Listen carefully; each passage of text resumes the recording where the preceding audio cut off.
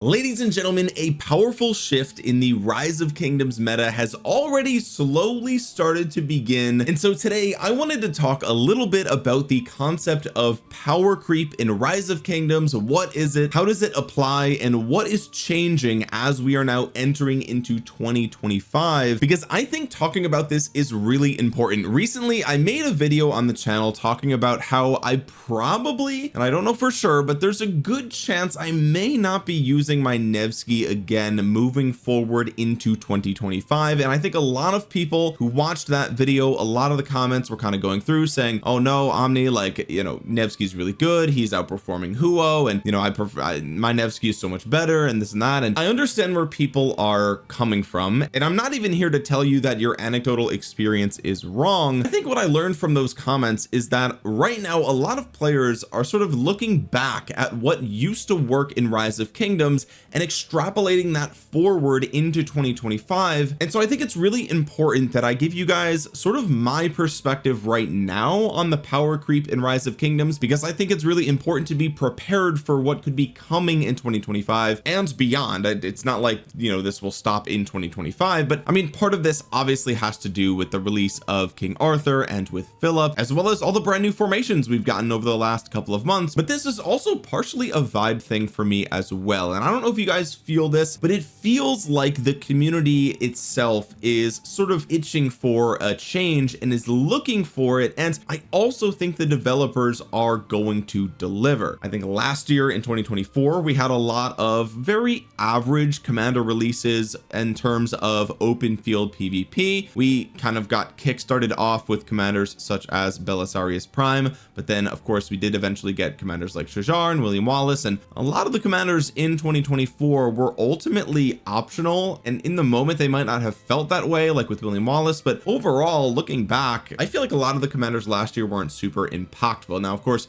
we did get Ragnar Prime at the end there, and we also did start the year off with a bang with Herman Prime. But my point is, I feel like the community is a little bit restless, and I feel like Rise of Kingdoms as a whole has been sort of gearing up for a while now to push us into a new direction. And so the point of this video is to talk about the history of power creep in Rise of Kingdoms and sort of where the meta is right now and how it's changed even in the last few months, and how I think it will continue to go that direction into 2025, which is why I said I don't think I'm going to be using my Nevsky that much in the coming year. I could be wrong, but let me get into it. But first, what's going on, guys? Cheers. Now if you're new here, you may not be subscribed, go ahead and double check down below. About 70% of you guys are not subscribed, and drop a thumbs up while you're down there, helps out a ton. Also, I've been streaming over on my second YouTube channel and Twitch. Links are going to be in the description if you don't want to miss those. So in this video we're going to be talking about power creep, and I feel like power creep often has a negative connotation. I think a lot of people use that term as a negative thing. You know, just the word creep sounds like a bad thing, right? And then oftentimes the word creep is used in a bad way, but I don't necessarily mean it in a bad way in this video. I more so want to talk about like power escalation or meta shifting, but for the purposes of, you know, being easy to understand and using terminology that everyone has heard before, I'm going to be using the term power creep. But power creep is essentially, if this is a new term to you, it is essentially the way in which power in any given game, the systems within that game change over time, so that way as time goes on the newer content and newer systems tends to be more powerful than the older content and older systems. So if we take a look back at when Rise of Kingdoms first launched, it was called Rise of Civilizations, and there were commanders such as Cao Cao, such as Richard, there were commanders such as, well, Saladin came in season 2, but we had commanders like Julius Caesar and Frederick, and we even had commanders like our boy Charles Martel. Now Charles Martel is my favorite example to use when it comes to power creep,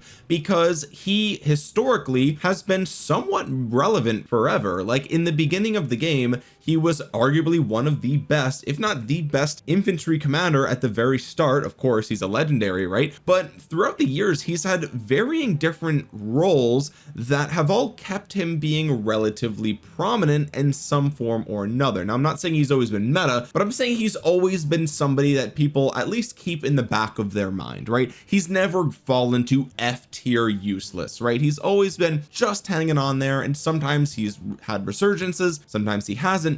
But the reason that I love Charles Martel for power creep reasons is because his kit is so good as an example of a vanilla commander. Okay, he is a legendary infantry commander. His active skill gives him 30% all damage, flat bonus, 4 seconds, a solid shielding factor. His second skill gives him solid defensive stats and march speed. His third skill is a pure plain city garrison commander. His fourth skill is flat counterattack damage, and his expertise is simply an enhancement to that second skill. So really, if you look at Charles Martel's kit, it's very vanilla and easy to understand. He is very tanky with his stats, with his shield. He's a little bit fast, and the counterattack damage makes him very hard to swarm down. He really hurts to swarm down, and that's where he shines, right? And this was considered, you know, one of the best commanders in the entire game, right? Charles Martel, Sun Tzu, YSG, these were like some of the best commanders in the game when Rise of Civilizations first came out. And back then, you know, I said that right, Sun Tzu, epic commanders were still somewhat viable. I mean, if you look at Joan of Arc, she was nerfed at one point, but her fourth skill gives her 25% more normal damage. I believe back in the day it was this commander's troop takes 25% less damage. I think that's what it was back in the day, like when the game first launched, which was very strong. It's like way tankier than any other commander in the game, which is why they nerfed it. But even still, 25% more normal damage, very good, right? We have a healing factor. The buff here on the expertise is insanely good for an epic commander. And so back then, when you had vanilla commanders such as Charles Martel, you could use epic commanders and see somewhat decent results, right? In your first ever KVK, or even in before KVK was even around, in your home kingdom brawls, you could use commanders like Charles Martel with a Sun Tzu, and Sun Tzu had some AoE, a rage engine, some skill damage bonus here, and it was pretty solid, right? And that's where we started with Rise of Kingdoms. And the first ounce of power creep, I would say, started around Alexander the Great, right? You see that he has as good of a shield as Charles Martel, but now he's also giving shields to other people, and it's a debuff of nearby enemies, 3 targets, 30%. He has an instant proc damage, so now he actually has skill damage, which you didn't have on Charles Martel, and he's immune to damage reduction, and he just has a lot of stats and even more march speed, right? So it seemed like he was similar to Charles Martel, but he was faster and he hit harder, and he buffed your nearby allies and debuffed the enemy, right? So it's like, it seems like just a better version of Charles Martel, right? And this was our sort of first ounce of power creep, and to this day, even a season 2 commander like Alexander the Great is still relevant in today's meta. I still use him all the time, which is why I think he's a great first example of power creep. But I think as players started to learn the mechanics of Rise of Kingdoms more and more, they started to realize that commanders such as Mehmed and commanders such as Yi Seong-Ye were hanging on to relevance for a very long time in the meta, and that's because they had two things. First of all, really good AoE, especially in the case of YSG, and they had big skill damage bonuses. A 50% bonus to skill damage is still to this day insane. The circular AoE on YSG back then was unique. He was the only commander in the game to have circular AoE, and that was insane. And so the meta actually started to shift away from those vanilla commanders like Charles Martel, and even to an extent they for a while they started to stray away even from commanders like Alexander the Great, and it started to favor more AoE based commanders, right? We started to see more commanders like Yi Seong-Ye, who was around since the beginning, but he stuck around for a long time and taught us as a community that AoE is where it's at. Guan Yu is an original season 3 commander, right? Like he was actually season 3, and that's also why commanders such as William have lasted as long as they have, right? This sort of circular AoE, or at least AoE meta, became very prominent. Having at least one AoE commander in your commander lineup, right, of a 2 commander pairing, at least one being AoE, was sort of the meta, right? Whereas when the game launched, that was not the case. You could definitely use a commander like Richard I with Charles Martel behind him and perform very well. It would be very hard to get swarmed down because it was so tanky.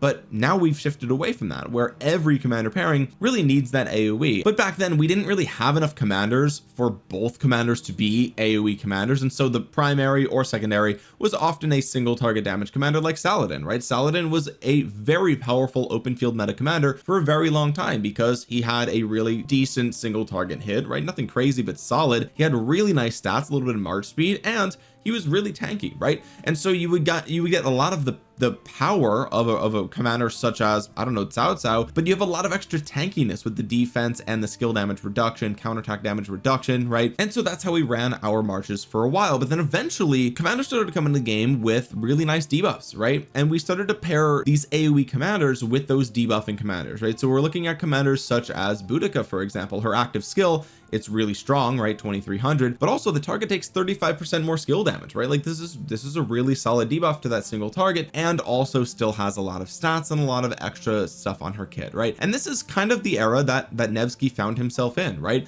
A decent, I mean, at the time, a powerful single target damage hit, really nice debuff, and a lot of stats, right? And you would pair that with an AoE commander, and to this day that is still, you know, the meta that a lot of us are living in, right? A lot of us are still using that Huo with Joan of Arc Prime, right? And that kind of fills that same void. Huo's a little bit of a bad example because he doesn't have like a super great debuff on his kit like Nevsky does, but you know, Nevsky Joan or, you know, Huo William, right? Those are great examples of this meta. But then with the introduction of commanders like Zhuge Liang and commanders like Hermann Prime, wherever he is, and we even got like Ashurbanipal with him and things like that, we started to see the archer players doing a lot of double AoE, right? We started to see a lot of these commander pairings have 2 AoE commanders, and in the case of Hermann Prime, you've still got that debuff, right? And so now we've moved into a world where both commanders have AoE, which we've discovered is the most powerful way to deal damage in big open field fights.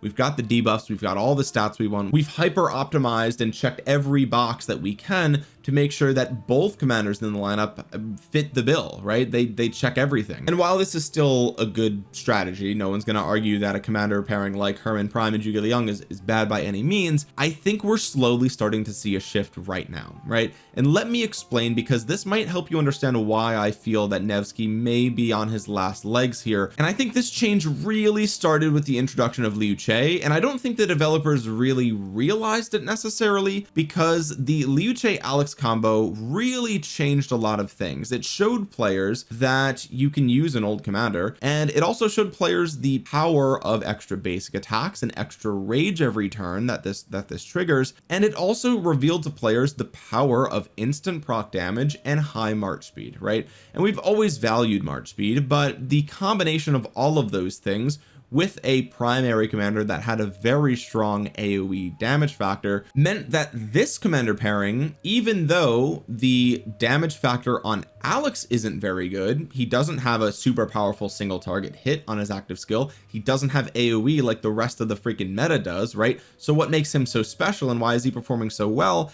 It's the instant proc damage and the march speed. And really, if we go down the list, you know, the primary commander still has a powerful AoE. We also have, again, the instant proc damage, a rage engine on Liu Che. We have the debuffs on the active skill from Alexander the Great. We also, I'm reading off my document here, we also have a bunch of stats across the board, especially because Alex has a relic now, and we have the debuff as well on Liu Che on his 4th skill here, an all damage debuff, and both commanders have really solid march speed even for infantry, right? And this commander pairing, I think, is really the first of its kind that will continue to shape the meta moving forward. And the reason for that is not just because this pairing has synergy, right? The reason for that is because if you look across the board, damage factors, and this is extremely true with Arthur, right? Damage factors right now are through the roof, and this is where the power creep comes in, right? The first part of this video was kind of a history of rock power creep, but now we get into the meat of the argument here. If you look at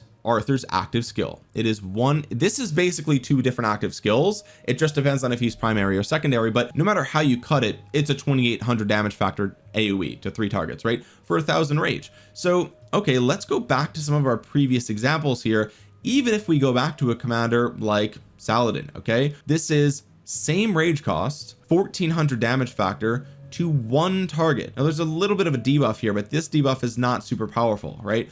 So we have, not only does King Arthur hit 1 target literally twice as hard, but he's also hitting 2 other targets that for that same damage factor of 2800, assuming he's secondary, right? And that's not even to mention that if he's primary, he gets 2 combo attacks which cause him to potentially trigger other things. And so when we look at King Arthur, and he's the best example because his damage factor is so insane, but other commanders like Ragnar Prime are no stranger to this, right? 2200 to 3 targets, and you also deal another 600 to all troops hit here. Okay, so that's another 1800 damage factor. That's 4000 damage factor here, napkin math, which is just, it's just insane, right? It is truly insane. These are some really high numbers. So across the board, it seems like the active skill damage for all these commanders is basically double. The current meta is hitting twice as hard, if not much harder than that, of the original Rise of Kingdoms meta. And this massive jump in power of the active skills of these commanders, along with the introduction of other systems such as the iconic tier system, as well as the formations, armaments, inscriptions, etc., it's made me feel like the sort of poking meta that was started with Liu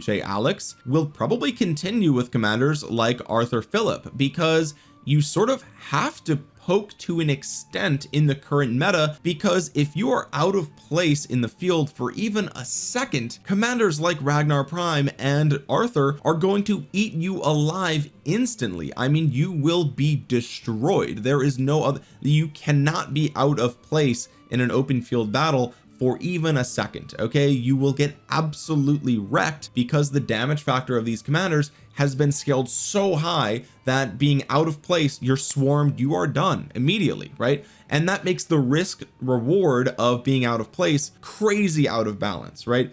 And so you have to play very strategically and only go all in on fights when you know you're not being targeted, right? And what better way to do that than with instant proc damage, as we've seen with Alex, and now as we're seeing with Philip. Okay, because there's really no other way, right? Like, you can't possibly stack enough basic attack damage and counter attack damage to compensate for this, really. I mean, you kind of can, which is why people do cheeseburgering. But like, even with commanders like Charles Martel, for example, he has 30% bonus counterattack damage here. It's just really hard to scale that counterattack damage when the damage factor of your attacks has not changed over the years, right? A normal attack, which is a basic attack and a counterattack, those damage factors of those normal hits has not changed since Rise of Civilizations, right? And yet the power creep for the skill damage and the active skills has gone through the roof. And so one of these types of damage has not really moved at all, and the other one is more than double as strong, right? And so there's really not a great way to combat the inflation of the active skill damage here in the game, besides just being really quick and poking. And that's why the instant proc damage with the march speed has kind of taken priority, at least in my mind. And I think moving forward, it's going to continue to be very popular. And so when you look at a commander like Nevsky, right, he almost is in the same boat as we saw with Boudica Prime. Now, he's much faster than Boudica Prime, and his stat distribution is much better, and he has way more bonus skill damage, right, which is great. But I mean, Boudica Prime has the same damage factor with a really good debuff, 35% more skill damage taken for 3 seconds. That's really powerful, right? So, you know, obviously Nevsky is a better commander in general than Boudica Prime, but if you compare their kits, I think they kind of suffer from similar things, right? And I think with the back and forth nature of the in and out combat that we see with like Liu Alex, what you find is that sometimes you're going to be pulling out of a fight when you don't even launch your secondary commander's active skill right in that turn, right? And that's kind of where like we see commanders like Nevsky is sort of dealing damage a little bit slower than we're seeing from commanders like Liu Alex, right? Because you hit them with your active skill with Nevsky primary, right? And it's 2300, so right away it's much lower damage factor than any other commander on the field. I mean, even like commanders like Huo hit harder, right? Even he's only single target, but he just hits harder, right? Straight up. And then you look at the fourth skill and you say, okay, well, if Joan of Arc is behind him, or if King Arthur is behind him, well, that dude's going to get a ton of extra skill damage. And that's true if you get the active skill of your secondary off, right? And in that time frame, maybe you got it off, maybe you didn't. It is what it is. In that time frame, maybe you retreated a little bit and you actually missed that 4-second window, right? You ran back and then you ran back in. You might have missed that window. Whereas the Liu Alex that you're hitting, well, they launched their Liu active skill and they've just been poking you with Alex's secondary. It doesn't even matter if you cast his active skill, right? And so in a world where your sort of individual engagements, the time that you stay engaged, I mean, unless you're a mega whale, right? If you're a mega whale, then you can just ride it out to do sad face, and lots of whales do that, right? I see the trades whales take. A lot of the trades they take are 1-to-1, if not worse, not because they have bad gear gear or their whatever, but it's because they just face roll into things, right? And I think this is why a lot of players loved William Wallace when he came out, because he felt much better to use than somebody like Alex, because you could just face roll, right? And if you're a whale with the best gear and the best armaments and the best inscriptions and everything's talented, and you have max kvk tech, well, there's a lot of players in the battlefield that you're going to perform better than just because of those things alone, regardless of the primary, right? But you know, if you do want to have the best trades, then you probably should play a little bit more carefully than just straight face rolling, right? It's very expensive to do that, and I think that's where the instant proc meta sort of comes from. Now this massive amount of power creep and the fact that it's sort of forcing almost a shift in the meta in more hit and run engagements has a lot of implications for the rest of the game. It has like sort of a ripple effect outwards, and there's a couple of things I wanted to touch on here. First of all, your civilization, right? Previously your civilization was a big talking point, and these days, I mean, yeah, your civ matters, right? But it matters way less than it's ever mattered before. It's like not even close. I mean, we look at like Ottoman Empire is still, you know, one of the best, probably still the best open field fighting civilization, but you know, if you're running a King Arthur primary and you're focusing all on combo damage, and you also have a Liu Che Alex or William Wallace Liu Che, then 2 of your 5 armies are not even skill damage at all, right? So okay, all of a sudden at least 2 of your armies are not skill damage, and that's assuming you're not running any other smite commanders, or you're not running a true damage commander with you know, Shajar, and you're not running a buffing commander like with a Trajan Philip, right? So there's less armies now than ever are affected by this skill damage bonus. And I'm not saying it's bad, I'm just saying, just objectively, there's some meta pairings right now that literally don't even use this bonus, right? So then you're relying on the Janissary special unit stats, the archer health, and the march speed, but the archer health is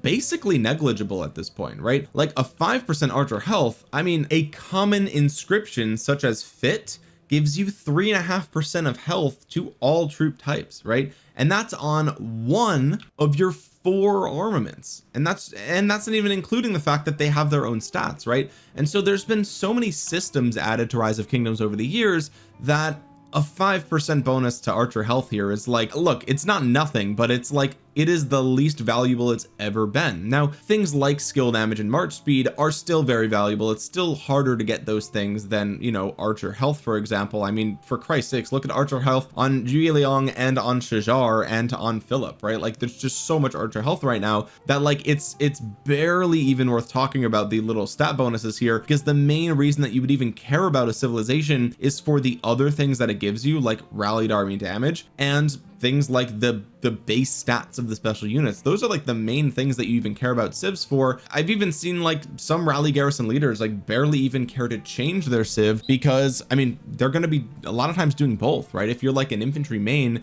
you probably have an infantry rally and an infantry garrison, and you know, the best infantry rally and the best infantry garrison wouldn't technically use the same civilization, right? And so in those, what are you going to keep switching back and forth your civ for like the tiniest of tiny benefits? No, you're going to pick a nice middle ground and you're just going to rock it out, because it's such a small effect these days. And that even bleeds into things like the equipment system, right? With the introduction of the leadership set, we've seen a lot of little micro optimizations in sort of the best in slot equipment set, right? We've had a lot of players start to use some of the leadership set for their archers. A lot of players are starting to consider using the leadership like chest and legs for infantry, right? Because the chest will give you defense, which you're already getting from the hope cloak, but it gives you some march speed, and the legs give you health, which normally you were getting defense from the Eternal Knight, and then the 2p set bonus gives you an extra bit of defense anyway, which makes up for the fact that the chest was a little bit lower than the infantry defense from the hope cloak, right? So all in all, it's a very small micro optimization here, but with the dramatic elevation in power of commanders over the years, you know, it's so hard to change these legendary sets once you've already crafted them, that it's like, you know, the community can be in a scramble trying to figure out, oh, the new best set of gear uses these 2 pieces, and when you crunch the numbers, it's like a 2% potential trade improvement maybe in the best case scenario, and in order to get that you have to spend literally hundreds and hundreds of more legendary materials and blueprint. It's just like it's too late, right? So like if you're a new player, great, you can maybe make those slight tweaks now and hope that nothing changes in the future, even though it's changed in the past, so it could change again. but you know, with the massive power creep of all these commanders, it's like, is it even really worth arguing over like a 2%? And I'm being generous, right? Like it's really hard to say. There's so much RNG in the game that it's like, it's hard to test these things in a vacuum and control for all variables.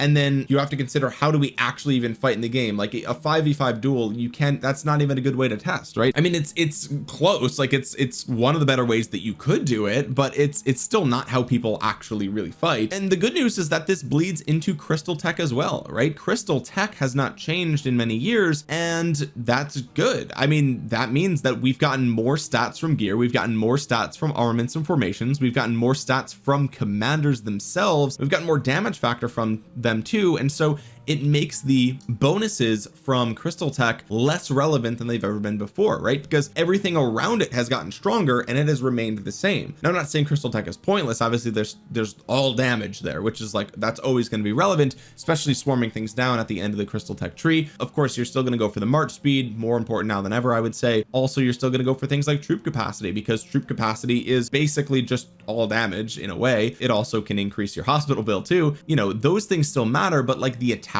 percentage in crystal tech is like, whatever, I don't even care about that most of the time, because it barely moves the needle. I already have a ton of attack. I have a ton of attack from every different aspect of the game, and also my army's already hitting super hard. And all of this has a lot of implications on your resources, right? The amount of resources and speed ups that you need to be competitive in the game has gone up, because as the damage output goes up and as your tankiness remains relatively the same, you know, our commanders have gotten a bit more tanky over the years, but you know, I mean, we look back at commanders like Charles Martel and he still has a lot of tankiness on him, so it's not like we've strayed too far into the tanky direction, but we strayed way far into the damage factor direction, right? And so with damage factors going up across the board and with base stats only going up a little bit with the iconic system, what you find is that you get wrecked. Like I said before, you die very quick, and if you die really quick, then your hospital fills fast, and that means it's going to fill more times throughout a KVK, which means you're going to need more resources and speed ups to continue to be effective in the game. Now, they have addressed this a little bit by adding, you know, bigger nodes in Home Kingdom. We have level 8 nodes, we have up to level 10 barb forts, and up to level 40 barbs. So that kind of, you know, adjusts the amount of resources and speed ups you're getting in Home Kingdom to elevate it a little bit to account for the fact that damage factor has gone up across the board as well. But all in all, we're still dying in the field a lot faster than we ever have been. And so what is the solution to all of this, right? Well, first of all, like I said, players' play style is changing, right? With Liu Alex, I think that's pretty evident, and I suspect moving forward we're going to continue to see that with Philip, whether it's with Arthur or not. Maybe I'm wrong about that, right? But some people are trying Philip behind Liu himself, or they're trying Philip behind other commanders like Ragnar Prime maybe, or behind CPO Prime, or behind Yue Liang, or something along those lines. Just add that instant proc damage to somebody else, right? I think players' play style is changing to adapt to this super high damage factor meta, but on top of that, I feel like the way that the developers are addressing this is through formations, right? I think what they're going to be doing is, throughout the coming year and years, I think that they're probably going to release either commanders or at least general troop types that are going to focus more on a specific formation rather than anything else, because in the past we've just all used wedge formation and it was great. Everyone did skill damage with a few exceptions, and it didn't really matter. You just used wedge and you're good to go. It was fine. Then we got arch, and now we have combo, and I think we're going to continue to see that moving forward. Now, the archers, the next archer release is going to be really interesting. Maybe they're going to keep going through damage, who knows? But my point is that I think the only way that they can sort of calm down the power creep is to make commanders that are really good if you niche down into that specific formation for your account, right? Because it's truthfully unsustainable, right? I mean, like, you can't just keep making the number bigger, right? Because eventually you're just going to start one-shotting things, and then then it's like, what are we even doing, right? Because your troop capacity, like, our troop capacity has gone up over the years, but not like an insane amount, right? Like, the 50% troop expansion has been in the game since day one, as far as I remember. I don't recall ever not seeing this in the game, And so I mean, we've pretty much had like obviously we get troop capacity from crystal tech, but again, that crystal tech bonus to capacity was put in the game years ago, right? And since then we've seen like a doubling in the damage factor of these commanders, right? So I would say that the damage of commanders output has gone up faster than our troop capacity has gone up, and it's gone up faster than our tankiness has gone up, which means at some point either we're gonna have to start getting really tanky commanders to combat this, or we're gonna have to start seeing these numbers sort of level out at some point, or they're gonna have to start inching up by like 50, right? Like instead of it being like the next commander, I think this is probably why they did the 2250 here for Liu Che, very odd number, but like maybe the next AoE commander is 2850, right? Like inching it up slightly, because otherwise like you're just gonna hit way too hard, right? I think it's probably unsustainable to keep going that route without also boosting the tankiness, the amount of armies you bring, and things like that, at least to the same degree, right? Like we don't have right now a truly tanky commander pairing that like you can send out and people are just like, whoa, like don't hit him, because that's going to be crazy, right? There's some rallies that are like that where you don't want to swarm the rally because it hurts too bad, but there's no single army that's like that, right? Back in the day, Attila Takeda used to kind of be like that, where it's just like there's no point in swarming it because it's still going to trade really well, but we don't have that really anymore, right? So I don't think the devs really have a choice but to sort of diversify the power creep, right? We have to stray away from just big number on the active skill, and I think they're starting to do that already with the introduction of the Delta formation and Arch formation. And I think that, you know, you have to be prepared for that moving forward. I think you have to be prepared for the change in playstyle with being more hit and run tactics and instant proc damage and high march speed, right? And I also think you have to be prepared for potentially picking your niche and niching down to really squeeze as much power creep out of the future of that as possible. Now we are at the beginnings of this, right? Like I said, I think this started with Liu Che, and with the introduction of formations, he was like the first pairing that really used the arch formation and used it effectively. And now we see Arthur is the first commander that's really going to use the combo tree or the Delta formation effectively. And you know, we'll see what archers do, if they keep going down true damage and mighty healing, or if maybe they just go back to all skill damage, who knows? But my point is, you know, if you look at what is and what will be, and then you look at Nevsky, you start to realize like, okay, maybe, as much as we hate to admit it, like he was great in previous metas. And you know, the thing is that these changes don't happen overnight. It's not black and white. It's like, it's not like, okay, now that Arthur's here, everything in this category is dead, right? Like, it's not true. I mean, unless you're William, right? But even still, like, you know, we're not going to see like massive just shifts in the meta that are crazy. I think Arthur and Philip coming out around the same time did do a big number on the meta, as well as Ragnar not being that far behind. But like, things take time, right? It takes time for people to invest in formations. It takes time for people to really play test and get actual experience with these commanders in KVKs in the field. And so right now, yeah, your Nevsky Arthur is going to hit like a truck. Of course it is, right? Because other people are still using Nevsky, right? So I'm not saying that like you have to throw your Nevsky out. I'm not saying that, but I'm saying these shifts happen over time, and I'm trying to like turn on the sirens and be like, guys, like the Nevsky party is like really winding down right now. And maybe I'm wrong, but I mean, I don't know. I don't know. That's my prediction. Okay, can you use Nevsky Arthur Huo Joan and absolutely crush it for the rest of 2025? Almost said 2024. Probably, right? Probably. But will there be better choices? I think there will be. So that is kind of how I'm feeling right now. And that's not even to touch on the fact that 2025 started with King Arthur, okay, which implies that every other troop type is probably going to get a similar treatment. I mean, it wouldn't be fair to have an insanely strong commander like King Arthur when it feels like archers only have one really strong pair that can sort of compete, and that pair is pretty slow right now, and it's really easily targeted, right? So I think all of what I just said will be amplified even more throughout 2025 if we get a King Arthur for infantry and archers, and maybe even siege as well, right? Like, it's going to be crazy. So keep that in mind moving forward into 2025. Keep an open mind with what commander pairings we might start to use. And I know like the knee-jerk reaction is that Nevsky's the GOAT, and he is, right? He is the GOAT. He's been the GOAT for so long.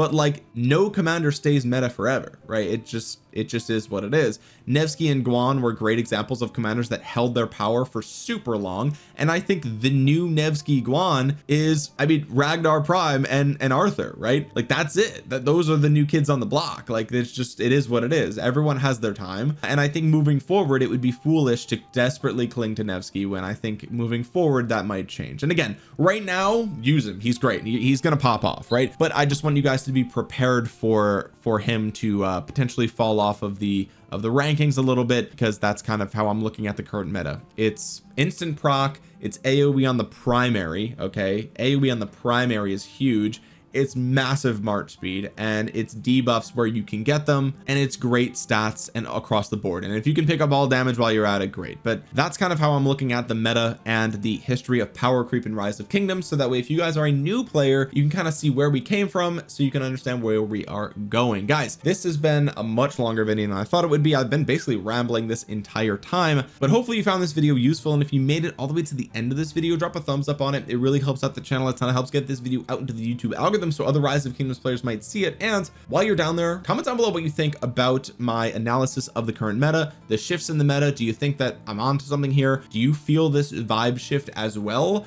or are you sticking to your guns? Is Nevsky staying meta forever? Let me know in the comments section below. And while you're down there, consider subscribing to the channel and clicking the bell to be notified the next time I upload a Rise of Kingdoms video. With that being said, guys, thank you so much for watching. This has been Omniarch. I will talk to you guys again soon. Peace.